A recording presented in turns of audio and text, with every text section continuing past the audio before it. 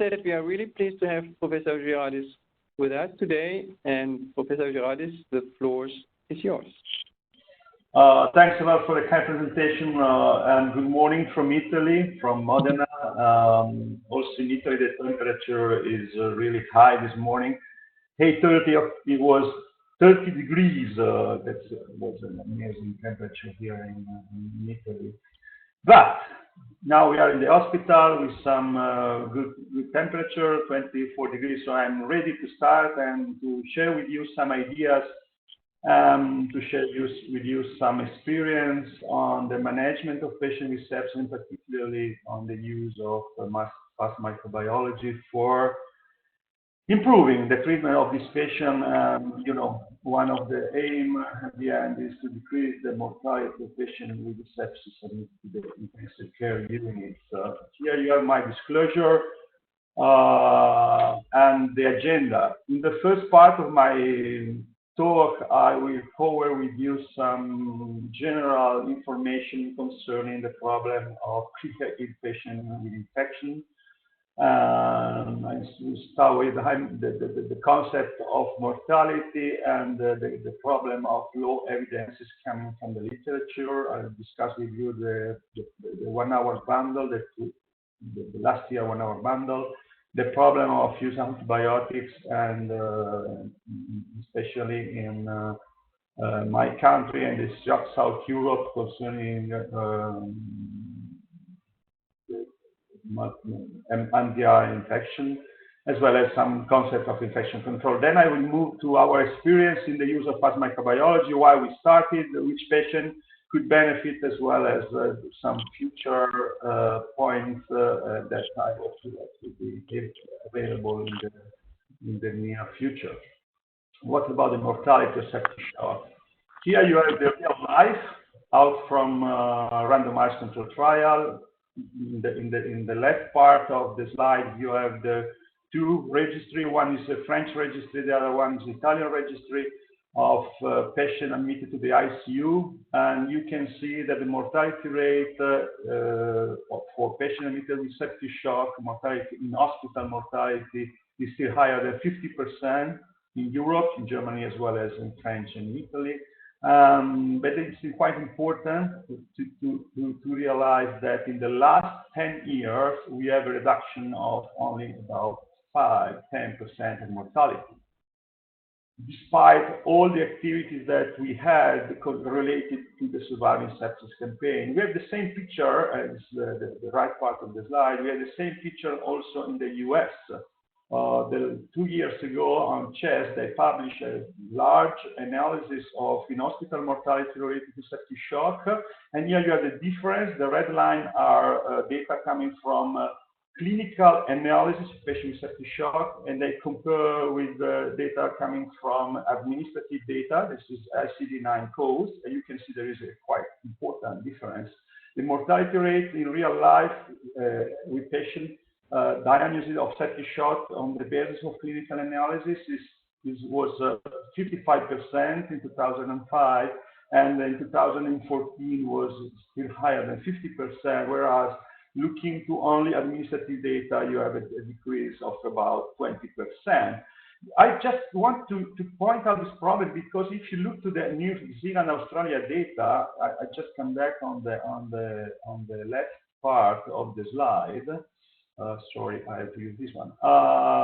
You can see that in New Zealand, they say that 3 years ago, 4 years ago maybe, that they have a decrease of mortality in patients admitted to septic shock in the ICU from 40% to 20%. But honestly, this data comes from administrative data. So I'm quite sure that there also in New Zealand, Australia, the real mortality for patients with septic shock is still higher than 40%. And the second problem that we had in the last 10 years was the negative or neutral trial concerning treatment for patients with sepsis or septic shock. You know, we had a lot of negative results coming from trial on early directed therapy. We have negative trial concerning albumin, steroids, dysemia, as well as blood purification techniques. So at the end, if we look to the evidence-based guideline proposed by the Surviving Sepsis Campaign, we move in the last 10 years, in the upper part of the slide, you have the the second edition of the guidelines in 2008, and we move down up to the last edition that was published in 2016. And you can see on the right part that we move from 50 strong recommendations to only 31 strong recommendations in the last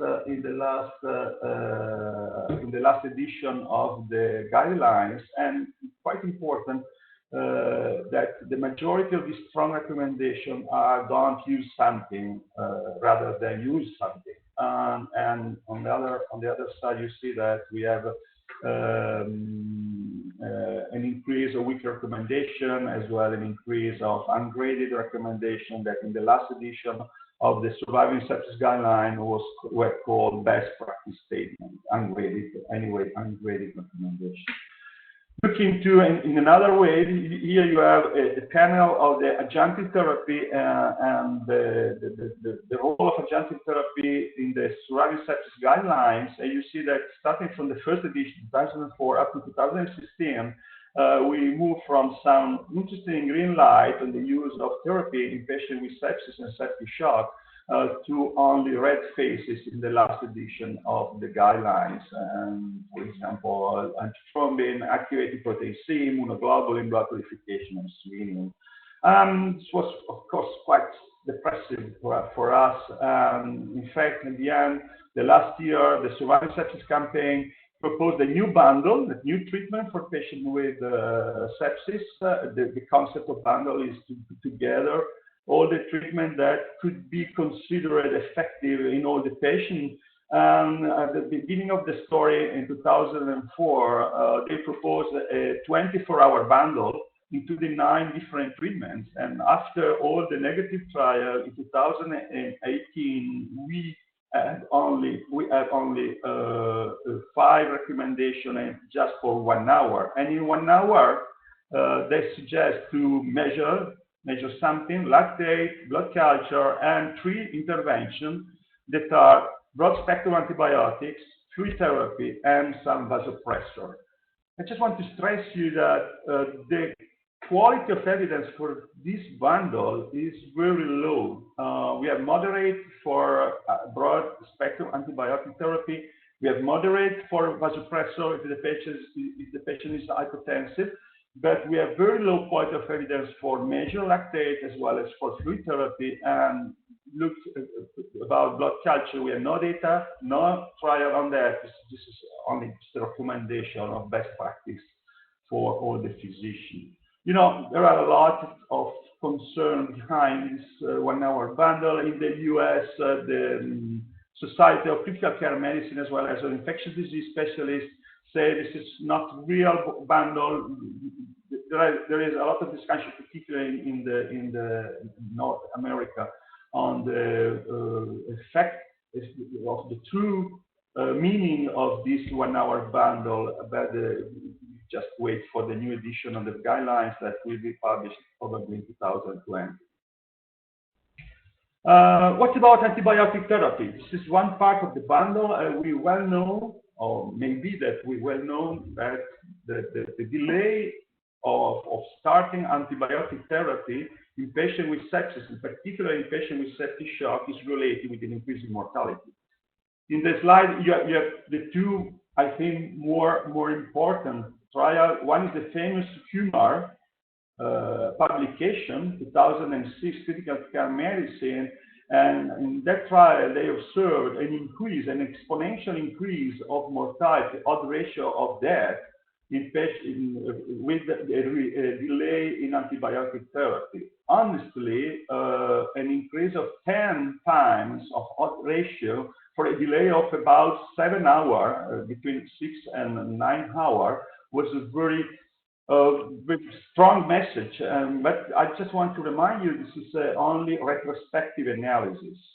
In fact, in the last publication concerning the delay of appropriate empiric antibiotic therapy and mortality related to sepsis, published in 2017 in New England Journal of Medicine. They observed an increasing in mortality with a delay of antibiotic therapy, but the increase in mortality was only about 5% with a delay of 12 hours.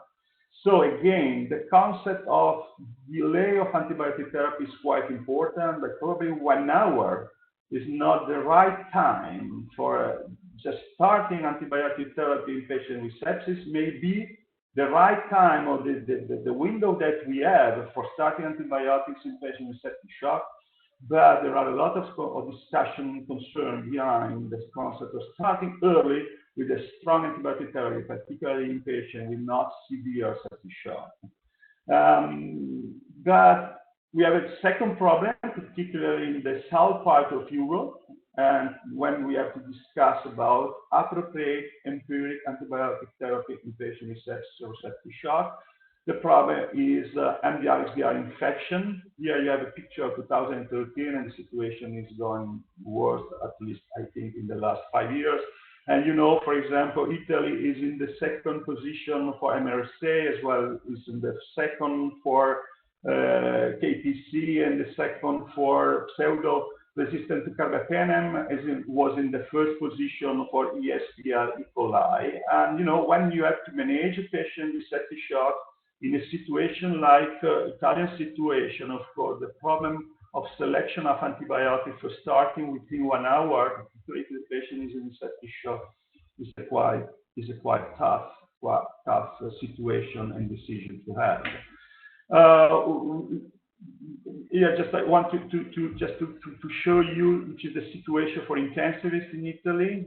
Again, data coming from our large registry, more than 50,000 patients per year are included in the registry.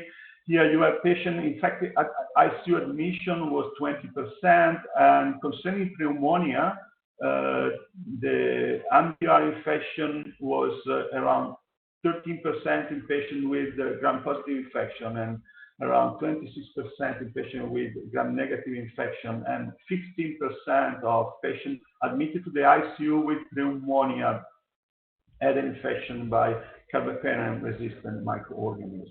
So very difficult situation, and this is the reason why the problem of antibiotic resistance and the problem of fast microbiology was quite important, at least in my country.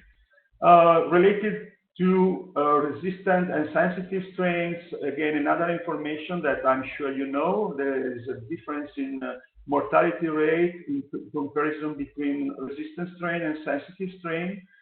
Here you have, for example, E. coli SBL moving from 17% to 32%. The same is for Acinato. This, of course, the same is for KPC, and the same signal is for MRSA infection. So at the end, difficult infection in difficult patient, high mortality, and the problem of appropriate antibiotic therapy and at the beginning of empiric antibiotic therapy is crucial in our settings. And I just want to say also, in particularly important in patients with hospital-acquired infection rather than community-acquired infection, where at least in Italy we are still in a good situation with only just some expression of resistances in a very small population. It's all population in healthcare facilities. Again, the concept of early empiric antibiotic therapy and outcome. Here you have in the black box, you have in the black histograms, you have the hospital mortality for community-acquired infection.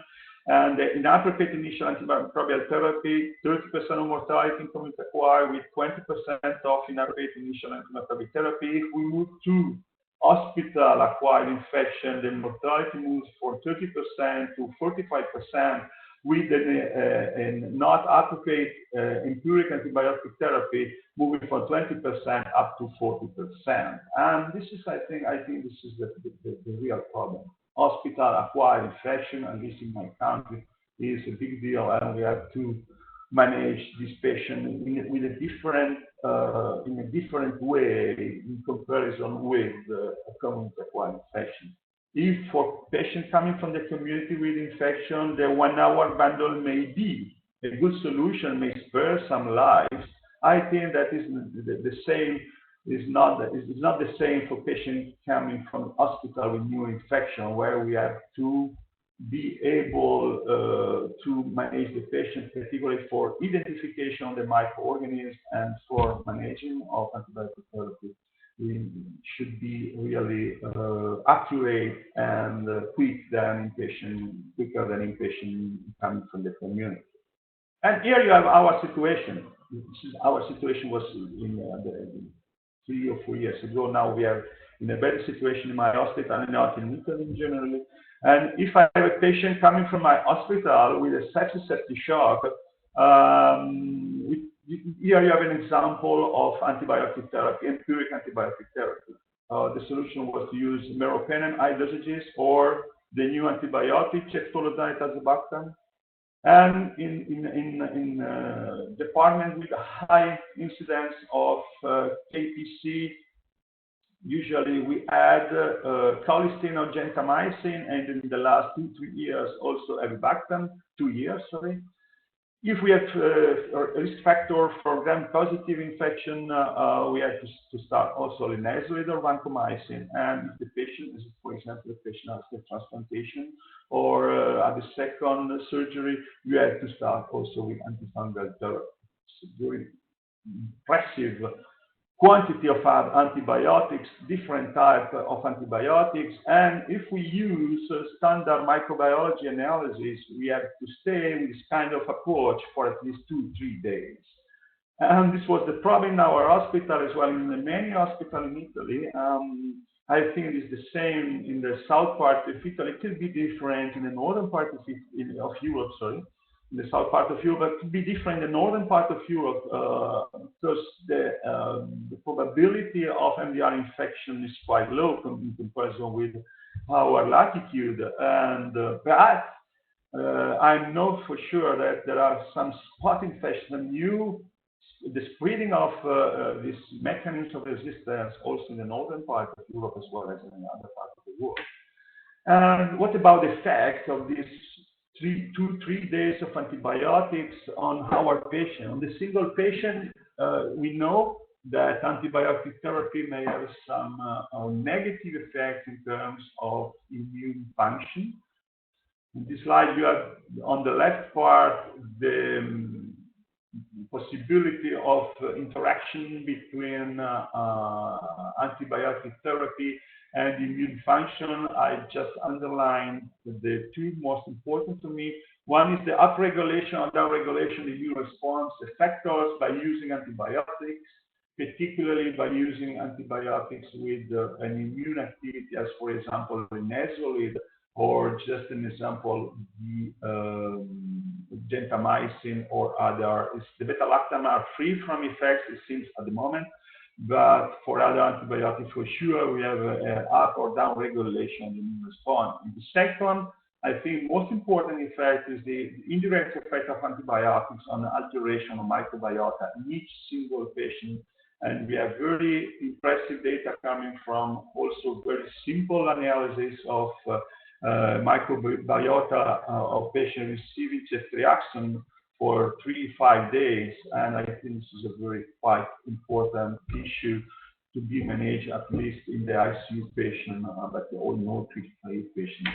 The second, this is the effects on a single patient, of course, may cause effects in all the patients admitted to the ICU. If we have a patient with MDR infection, it's quite easy, if the infection control is not high level in the ICU, to spread the infection and cause some outbreak of infection. Here you have 3 examples coming from Italy. One is an outbreak of KPC in the ICU. The second one is an example of Acinetobacter baumannii outbreak in intensive care. The third one was in our ICU, an outbreak of Mycobacterium cephalacia related to some reaction infection control measures in the hospital. So my message is it's quite important to have it's quite important to start with very early and strong antibiotic therapy with association or combination therapy, including different antibiotics and different classes. But we have to realize that on the single patient, as well as on all the community of your patients, the ICU as well as the hospital, 2-3 days of massive antibiotic therapy might cause really harmful effects and very dangerous effects, at least for your patient and your community. And this is the reason why some years ago, discussing in Italy with the microbiologists, with the Society of Microbiology, and they asked to intensivists what we need from the microlab, and we answered that we need a quicker, fast response for identification of pathogen, as well as for resistant patterns. Here you have the classical slide with the traditional blood culture, and you have results after 2-3 days, and the other fast microbiology system with some answers concerning the identification of the microorganism and also the possible identification of resistant patterns moving from days to hours. That is our goal at the moment. And in fact, recently, a group of experts, of infectious disease experts, published a paper concerning how to manage a patient with KPC-producing Klebsiella pneumonia. And the first question was, how can the laboratory speed up KPC Klebsiella pneumonia identification and susceptibility testing? And they say that the diagnostic technology to speed up, however, at that moment, was 3 years ago, it's not clear which is the right way, which is the workflow, the laboratory workflow for which kind of patient, which organization you need for using in an appropriate and also effective way this fast microbiology pathway. The same recently, the last year, was published by a society in Italy. This is the Jesus Society. It's a society dedicated to infection control, and antimicrobial stewardship. And they published this call for action for appropriate use of antibiotics, as well as for the control of antimicrobial resistance in Italy.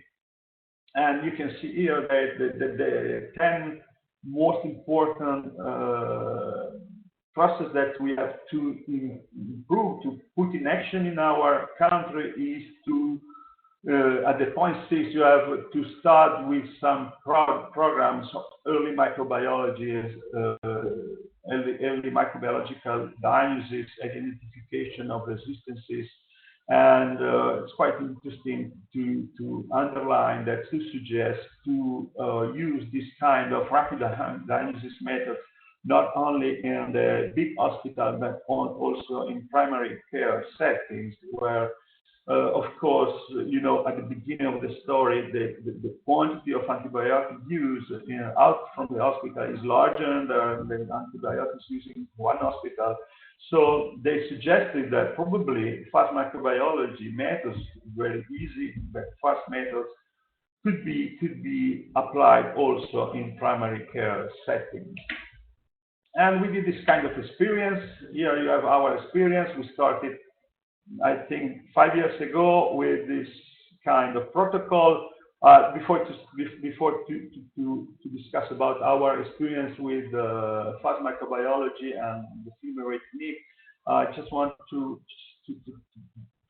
point that to stress that we, since 2005, we have a specific in-hospital program for management of patients with sepsis, not only antimicrobial stewardship, not only infection control, but we call sepsis stewardship program, including antimicrobial stewardship, infection control, and also early management of infection sepsis.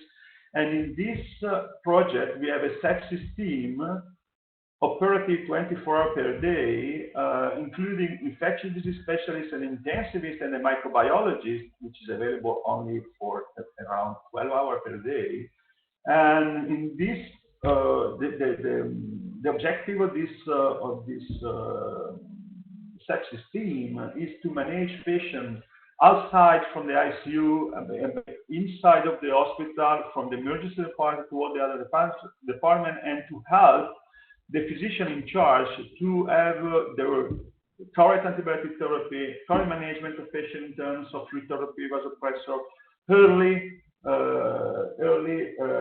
treatment of the patient, early move of the patient to the ICU, but also to have an early approach in terms of microbiology. And in fact, when we have a patient, here you have in the yellow box, when we have a patient with blood culture positive, after the gram stain, the microbiologist of this sepsis team, that is, we have 2 or 3 microbiologists included working for, I say before, 12 hours per day. They call us, they call the sepsis team, the 2 physicians in charge of the sepsis team. One is the infectious disease, the other one is intensivists, and us to the sepsis team. Could the patient benefit for the rapid identification? And if the patient is no, we move to the standard microbiology analysis that you have in the left part here with multi-top identification, then antibiogram.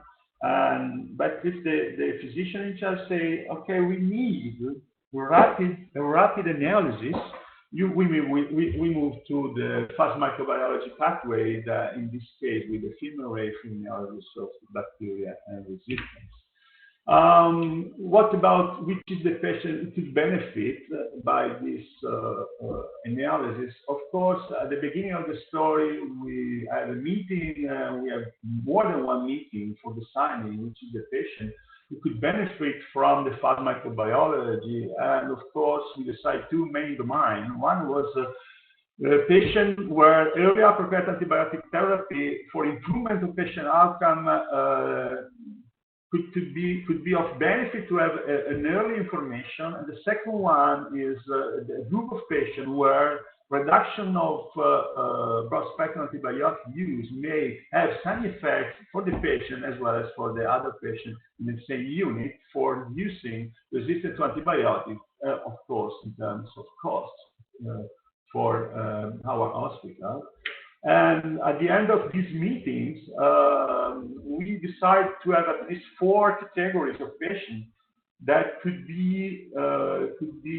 have some benefit from fast microbiology, the pathway with film array. The first one was septic patient at risk for MDR, was patient coming from the community or with nosocomial infection and risk factor for MSA, vancomycin resistant enterococcus, KPC, and Candida. And the possible benefit expected was early antibiotic escalation or de-escalation. And it depends, of course, on the starting point. If we have a patient with septic shock, the emergency department was in the wards, I have to start with antibiotics as early as possible. But if, for example, we have a patient with only infection with just one organ dysfunction, pneumonia, for example, we start with a very common and very, I would say, not strong antibiotic therapy. In this case, if we have identification of MDR infection, we have to escalate our antibiotic therapy. The second category of patients that at the time decided to be in the pathway for film array was especially with septic shock and nosocomial infection. And of course, in this case, the expected benefit was early antibiotic de-escalation. I showed you before that in patients with septic shock and hospital-acquired infection at that time, we started with at least 3 or 4 antibiotics. Of course, 3 days of antibiotics. If we could short this kind of antibiotic therapy, was really important. The third category is not really a critical patient, not really patient with in the ICU, but was patient in difficult, as we call difficult wards, as for example in the hematological department, as well as in organ transplant department, and patient with sepsis by nosocomial infection and worsening of clinical status despite an appropriate empiric therapy. But you know what is correct in this category of patient, hematological and transplanted patient, is quite difficult to say. And so the expected benefit by use of fast microbiology was early escalation of standard antibiotic therapy in patients with risk factor for complex or MDR or other kind of infection. And the last category was patient with uncertain diagnosis. In this case was again patient admitted to the ICU or step down ICU. That we had two step down unit in our hospital, and patient with uncertain sign of sepsis and antibiotic therapy stopped. So this was a problem, for example, in patient with burns, patient with trauma, patient with pancreatitis. In this case, after the first start of therapy at the beginning of the story, a patient with suspected infection, usually as an antimicrobial stewardship, including our antimicrobial stewardship program, we stop the antibiotics and waiting for, and of course, again, if we have some positive blood culture and know which is the agent in the very quickly, which is the agent that is the microorganism in the blood culture, could help us for early appropriate antibiotic restart in this patient. Here you have our experience at the beginning of the story, because after this experience, now we have in the regular process in the standard of care in our hospital since I think 4 or 5 years. And at the beginning of the story, we started with this approach, and after, I don't remember, it was 6 months or maybe 1 year, we analyzed our results, and here you have the patient was 65 at the end of, I think, I don't remember, honestly, months maybe. We had 21 patients from intensive care unit, 16 from medical, 12 from the transplant unit, 7 from hematology, and the other from neonatology and general surgery. On the blue table on the right, you have the identified bacteria, the Klebsiella, the majority, coli, the second one. Of course, some cons bacteria and some fungal infection. And it's quite interesting also the resistant marker identified in our population. Here in the left part, in the bottom part of the slide, you have the not identified microorganisms because not included in the panel. At that time, was Stenotrophomonas, Corinepsel, Enterococcus, Acinetobacter, CD. Of course, I'm not a microbiologist, so it's just some information coming from our micro lab concerning this different population of microorganisms. You can see on the right part of the table the condition of the patient was a ventilator-associated pneumonia. Again, second was a patient from the ICU, some very chronic and difficult patient in this case. But I think this is quite interesting. What about the use of this fast microbiology information?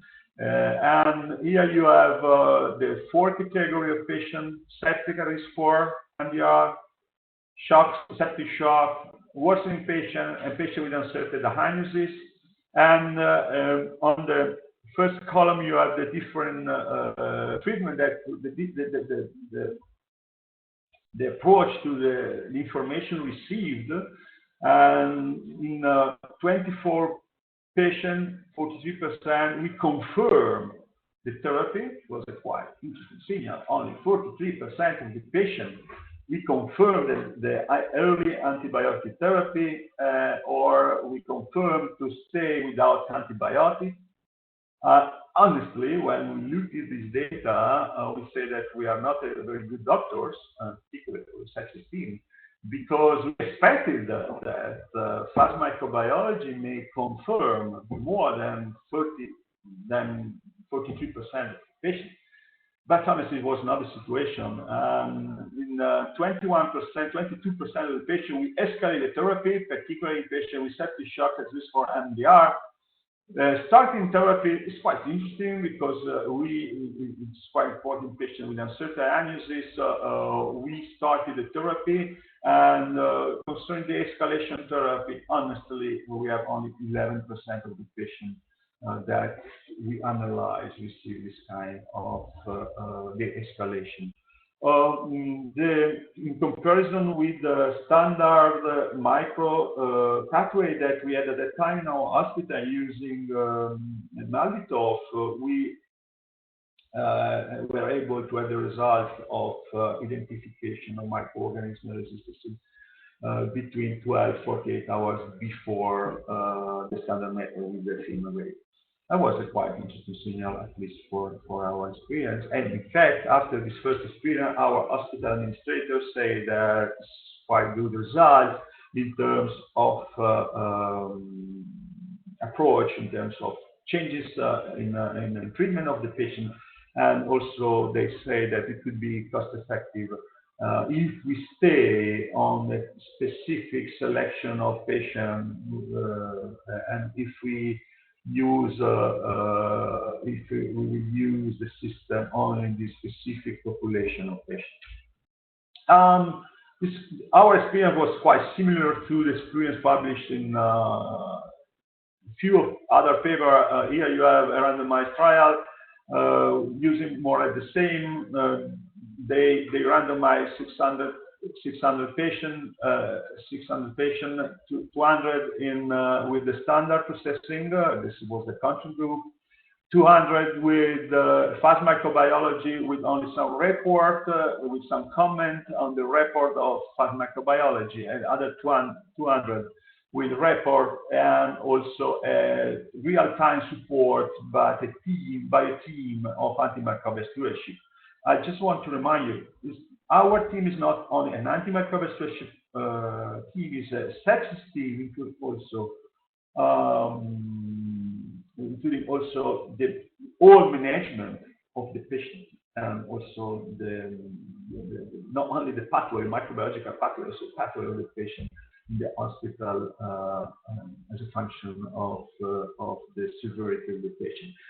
Anyway, coming back to this publication, when they compare the time from identification, the red box, and for escalation and for de-escalation, they observe that rapid, the film array in this case, allow to early identification, at least 24 hours before the standard of procedure, and very early escalation, where the escalation was needed, as well as using, by adding rapid microbiology and stewardship program, they were also able to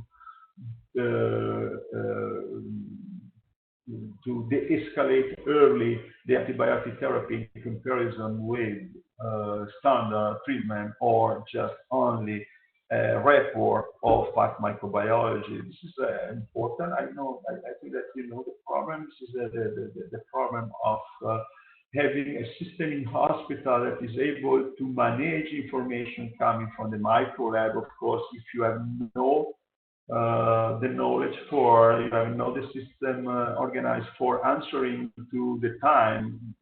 Each patient with a time pathology needs a team approach, and so this is the reason why when an antimicrobial stewardship program is in your hospital combined with rapid methods, the time is usually shortened by the combination of this approach. And the primary outcome was the length of broad-spectrum antibiotic therapy, and particularly in terms of, the spectrum antibiotic therapy. And they observed that the length of broad-spectrum antibiotic therapy was definitely reduced by using fast microbiology film array, and particularly film array plus stewardship. And as probably observed in many other publication studies, they observe no different 30-day mortality, hospital length of stay, and cost. This is quite important because we expect that usually by decreasing, we expected before some years ago, we expected that decreasing antibiotic therapy early or de-escalating antibiotic therapy very early, particularly in female patients, we can have some helpful effect in terms of mortality.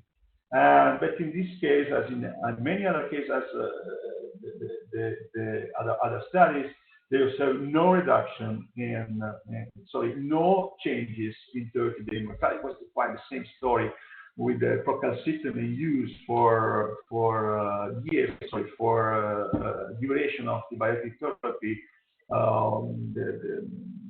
We expected at the beginning of the story that with procalcitonin we could decrease antibiotic therapy duration, but could be some effects of restarting, relapse of infection, new infection, and so at the end you can shorten the antibiotic therapy, but you have an increase in mortality. It was not the case for procalcitonin, and the same was for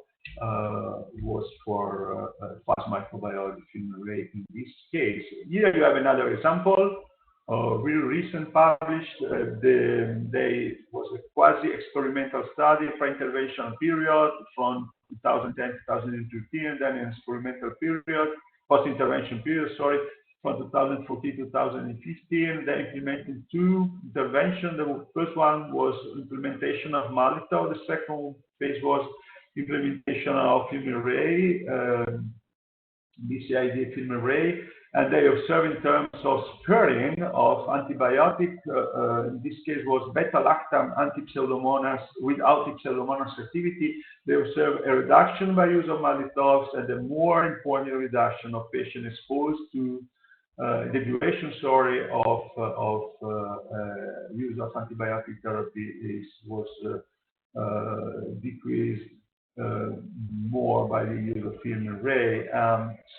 We have a lot of papers with the same signal. Here you have another one. In this case, was used in pediatric population. Again, a comparison of standard of care with a multiplex PCR. Again, was the film array Bcid2 and Bcid, and 170 positive blood culture, and at the end, the physician modified management of the patient in more than 50% of the cases with de-escalation in 25, without the escalation of stopping 25, or starting and modification antibiotic in 20% of the cases. And this is, I think, a very good signal. In fact, looking to the meta-analysis of effect of molecular rapid diagnostic testing, means fast microbiology, for me as a physician, as a clinician, of course, with and without antimicrobial stewardship program. Here you are with, and in the bottom part of the first plot you are without antimicrobial stewardship program. And here you have the different experience with different methods. You have an sparing in mortality. It's interesting. As I said to you before, I expect from fast microbiology, and particularly for decreasing the antibiotic, at least no effects on mortality. Of course, if we have a decreasing mortality, the signal is more important. But it's in this slide also had a second message that, as I said to you before, if you use rapid diagnostic testing with antimicrobial stewardship program, the effects are, of course, higher, or good is more important than using rapid fast microbiology methods without antimicrobial stewardship program. What about the future? The future for Italy is in the first part of the slide. We have the information coming from our Ministry of Health, looking to the new mechanisms of resistance spread in Italy. And you can see that concerning carbapenem, bacteria resistant to carbapenem, now we are in the situation with different mechanisms for resistance to carbapenem. At the beginning of the story, the spreading of KPC in Italy started from 2010. We had only KPC as a method for mechanism of resistance, and now we are spreading in a situation with different methods, with different mechanisms of resistance. This is due to the movement of patients over the world, particularly patients coming from Middle East and East Europe in Italy. And of course, the other important for the future that we have new antibiotics for, of course, the old KPC mechanism of resistance, but also for the new mechanism of resistance, avibactam,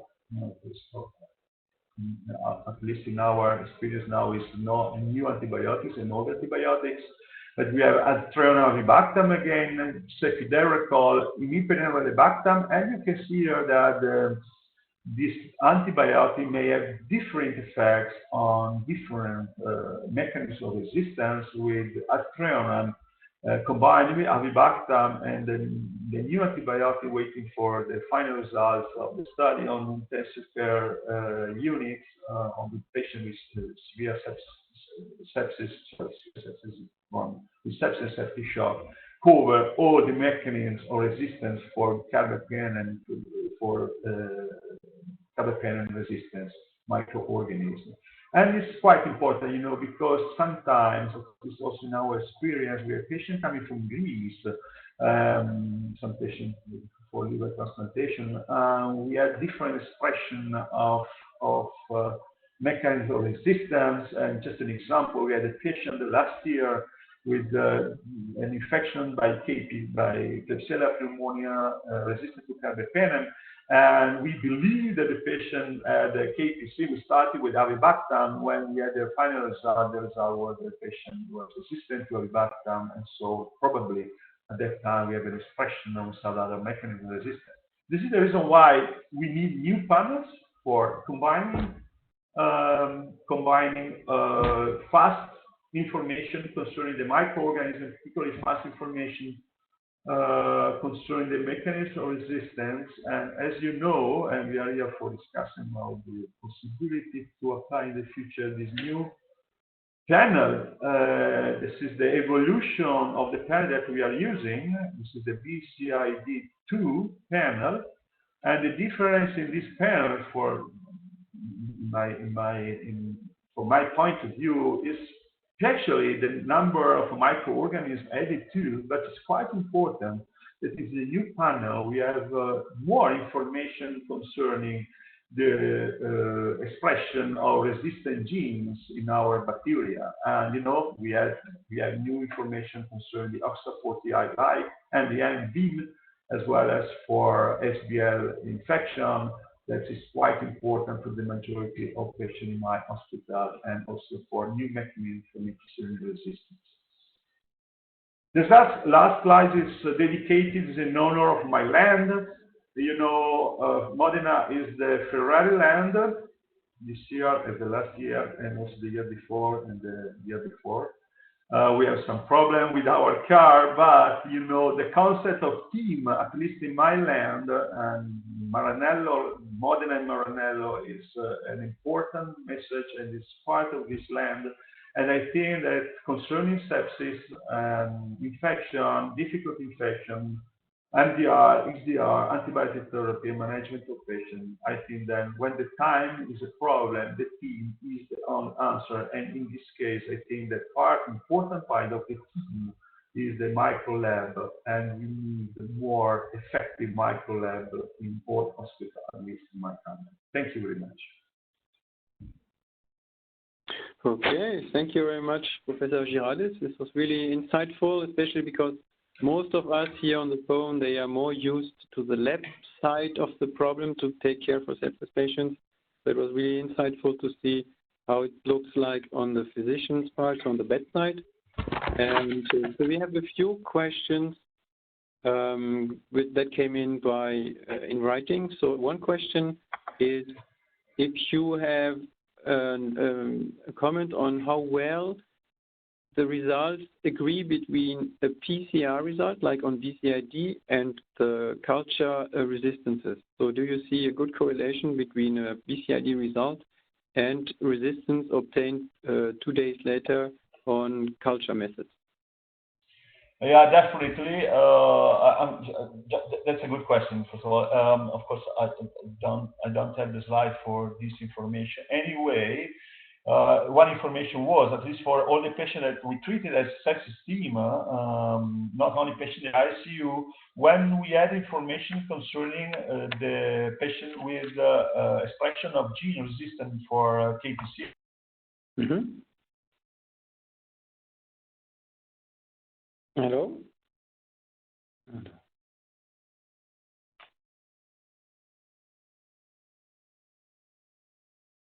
Jacobi?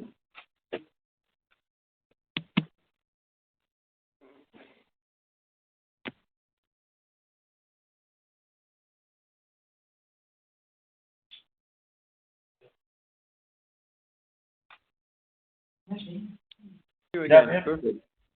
I am again some echo behind. Yeah, no worries. So we couldn't hear until you said you did not have the slide to show the correlation between the PCR method and the culture-based methods for resistance markers. I'm sorry, it's quite difficult for me because the voice is really confused. Okay, so can you hear better now? No good signal, definitely. Anyway, I don't know if you can hear me. Yes, now we can hear you perfectly fine. So can you hear us better now? If you can hear me, I just tried to answer to the first question because probably you lost the line during my answer. If it's correct, you can write me that I can answer to the first one. Yeah. And so the question was if we have any difference between standard methods and fast microbiology in terms of mechanisms of resistance. And I was saying that we had no surprise in terms of patient when we have any information coming from fast microbiology of KPC, we have the same from standard procedure, and was the same in the other side. When we have patient with identification of the microorganism and without any gene expression for mechanism resistance, we have the same for the standard procedures. So at the end, we have really no surprise in terms of mechanism of resistance in comparison between the two methods, standard and classical standard procedure, and fast microbiology. Okay, so I don't know if you can hear us. We sent a next question to you, which was a question from the United Kingdom. Did you already see Candida auris in your ICU or not? I'm sorry, Alexander. I'm just reading the question on my screen. It's easier. The last one is: did you already see Candida auris in your ICU? No, definitely. Neither in my ICU, nor in my ICU, neither in my region at the moment. Probably we are lucky, and in the future. And the other question was on how does the laboratory communicate the results of the rapid microbiology techniques to you? We have usually two methods. One is the phone, of course, because we are Italian, and you know Italians like to communicate by voice. And because you have to ask concerning what about the life and if you have time for a coffee. So we like to use the phone, but we have also an info system, because for each patient in the rapid pathway, we have a specific we call information system of the hospital, and we have a sort of flag when we have patient with the results coming from the fast microbiology. I suggest to use a verbal communication, to have a team and verbal communication rather than just informatic communication. And this is, I think, more effective. It was more effective, and it's still more effective in my hospital. Okay, thanks very much. I think we are exactly on time. Thank you very much, Professor Girardis, for giving us those insights. So as I said in the beginning, you will all receive a link where you can see all the slides and the explanations by Dr. Girardis next week, so you can see the recorded event. And if there are any questions, please do not hesitate to contact your local bioMérieux people, or you can email us here in Lyon. So thanks very much, Professor Girardis, first of all. Thanks to all who attended to this call. I hope it was insightful, and stay tuned. We will have more webinars to come in the future. Thank you very much, and have a good day. Bye. Have a good day. Bye. Thank you. Bye-bye.